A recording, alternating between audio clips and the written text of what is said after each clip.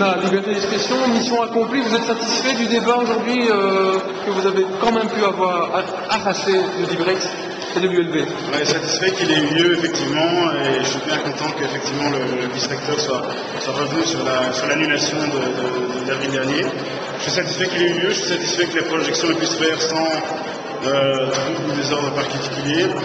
Malheureusement, on est encore loin d'un vrai débat où on puisse échanger en sérénité. Je crois qu'il y a encore beaucoup de travail sur le fait d'accepter le désaccord et le fait d'entendre, comme un des intervenants a dit très justement, d'entendre ce qui ne nous plaît pas.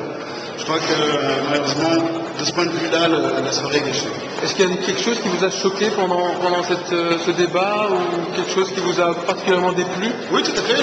Le fait que, c'est bien simple, en fait, c'est les initiateurs déjà de la première censure en avril dernier, donc c'est-à-dire Viviane Tettelbaum et ses amis, le président du CCLJ, le Centre communautaire laïque juif, avec des supporters à eux, ont pour moi effectivement troublé les débats. À un moment donné, ils ont failli sortir, ils refusaient d'entendre les intervenants, ils refusaient de les écouter jusqu'au bout.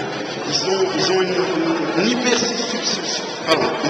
susceptibilité à la critique qui les ramène, moi je trouve, à un âge adolescent ou enfantin.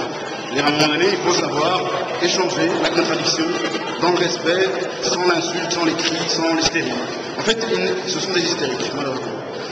Olivier Moncon, je viens d'interviewer justement Viviane Tettelbaum qui me dit « Je ne veux pas être insensible lorsqu'on tient des propos antisémites ». Mais moi je ne peux pas répondre. Je réponds, je ne peux pas être insensible quand j'entends les énormités que Joël Kotek raconte sur la traite négrière, qui n'est même pas son sujet de discipline, où il ne connaît même pas toutes les studies américaines qui existent, où il ne sait même pas, et je le dis tranquillement, qu'il y avait des propriétaires de bateaux d'esclaves qui étaient juifs. Je veux dire, c'est prouvé en Amérique.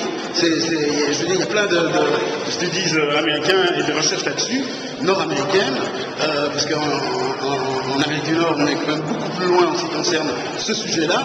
Joël Kotek ne connaît rien quant au commerce esclavagiste tricontinental de la traite négrière, occidentale, pendant 4 siècles. Ça, vous ne supportez pas, quoi. Et moi, ça, je ne le supporte pas, mais je me retiens, et je ne commence pas à devenir hystérique, à lui hurler dessus ou à insulter les gens en public. La prochaine étape, ce sera un nouveau débat sur la liberté d'expression ailleurs, ou vous arrêtez, vous avez atteint votre objectif? Je crois que j'ai quand même pas mal d'années, non? Ça fait, pour arriver ici, ça m'a mis 8 mois. J'ai été censuré, j'ai été vilipendé, j'ai été vraiment même pas reconnu dans mon métier de journaliste par des gens comme Claude Tomlen dans Libre Belgique, etc.